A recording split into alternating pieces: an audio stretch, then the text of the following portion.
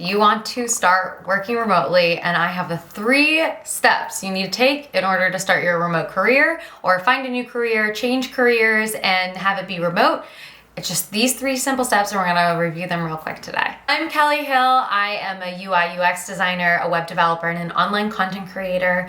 You might already follow me on TikTok or on Instagram. If not, go follow me there. But I've been working remotely for the last 3 years while traveling, building a career all at the same time. I have my whole story, if you haven't watched it, of how I got started working remotely, how I took my job in the tech industry and ended up doing it remotely, and so how I took my career and made it remote, and then how I've transformed that over the past few years. We're gonna hop in the 3 things you need to do to get started with your remote career, or take your existing career and make it remote, or you just have been dreaming of this, you're still in school, and you want to be able to travel and have a career. So this is how you can get started, things to think about. The first step is most important, that's your skills. You need to look at what skills do you already have that can be done remotely, or what skills do you need to learn in order to be able to have skills that are able to be done remotely, able to be done from anywhere in the world. Just anything where you can work from a computer.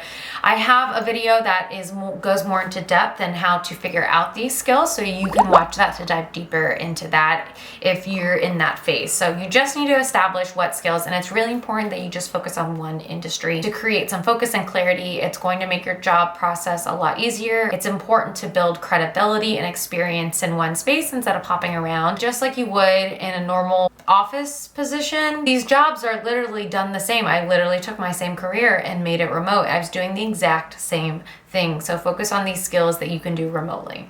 So that's step number 1. Step number 2 is preparing your online presence and your remotified resume. So I also have a video that goes really into depth about what you can do to remotify your resume. But basically, it's really important that you set up yourself for these applications for remote specific position. So there's a whole nother layer and level that is looked for in a remote position that doesn't exist when you're showing up in the office and working with everybody. There's an element of trust that needs to be there. You need to be reliable. Employers have to do more to get to know who they're hiring, and they have to feel like they can trust you. And you really have to go a little bit above and beyond to prove your abilities and prove that you are going to not just do the job, but you're going to do it really well. So there are certain skills that you need to highlight on your resume. So you want to tailor that, your resume and your cover letter, highlighting what will make employers who are hiring remotely want to hire you. So I dive into that specific Remotify Your Resume video. You can check that out. And the other thing is the online presence. And if portfolios are so important, whether you're doing something creative or design or tech, or even if it's writing or video or copywriting, even virtual assistant, being able to demonstrate the work you've already done is so important. When I have hired designers and hiring people remotely, if I don't have a portfolio, how am I supposed to hire you? If I can't figure out who you are, I want to know what you look like. I know I'm never going to work with you in person, but I want to know who you are when I hire you. And so it's really important to have some sort of online presence. So just a simple page online gives a summary of what you do and what your expertise is, but especially if you can make any sort of portfolio, it's so important. I honestly will look at the portfolio first before I even look at the resume. I want to know what your work is, okay? When I've hired remotely and when I do, I want to know what your work is. And the second thing is, I'm not just hiring for the work, I'm hiring for you. So it's so important, and that's what people are hiring for. They're hiring for you specifically, because there are a lot of people that can do what you do. So the combination of your skills and hiring for it because it's you and working with you specifically are so important. So make sure your LinkedIn is up to date, and have some sort of web page or professional blog, something online with your professional work or experience. And if you don't have any professional work, don't fret. If you are new to your career, personal projects are totally okay. And you just need to demonstrate your skills and ability in some way, shape, or form. So don't discredit a personal project because it wasn't a professional project. They can still be professional even if they're personal. So it's just demonstrating your skills. That's really what the resume and online presence building block was, the skills. The next level is the online presence, and the resume, specifically tailored and showcasing for remote positions, is basically just demonstrating your skills. That's all it is. Super simple. So the last one is to look on remote specific sites. So when you're job hunting, don't just look on any site. Remote specific sites that list remote specific jobs or the ability to work remotely, whether they're part-time or full-time. And I have a download that you can grab a whole bunch of sites that are specific for remote jobs to start your hunt on. So you don't need to just be looking on Glassdoor or Craigslist or just random places.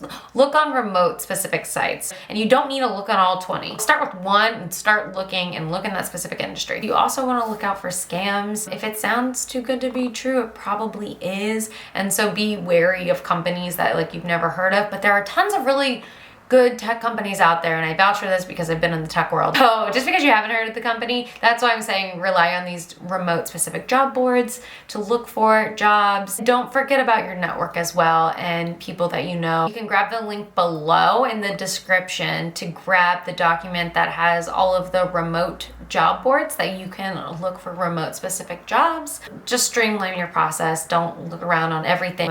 And then the other thing is a lot of big companies that do hire remotely, they have filters on their websites where you can select, I want to look at the remote or location independent or anywhere. Some of them have filters. There's tons of companies that are either completely remote or have remote teams. So it's important to kind of gauge, and these remote job board specific sites will take any company, whether they are just have a dispersed team or whether they are completely remote.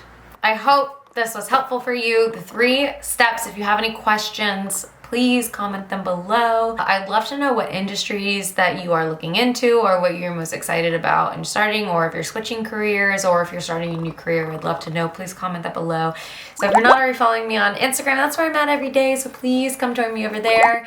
And if you want short little clips of tips for remote job hunting and remote working tips, go follow me on TikTok. I post tons of that over there. And if you're not already subscribed to my channel, please, please, please subscribe and hit that notification bell so that you don't ever miss when I post a new video. That's it for today. Best of luck job hunting and starting your remote careers. We will talk soon.